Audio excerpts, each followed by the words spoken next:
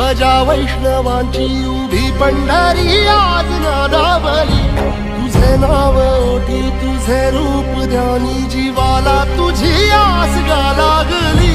जरी बाप साऱ्या जगाचा परी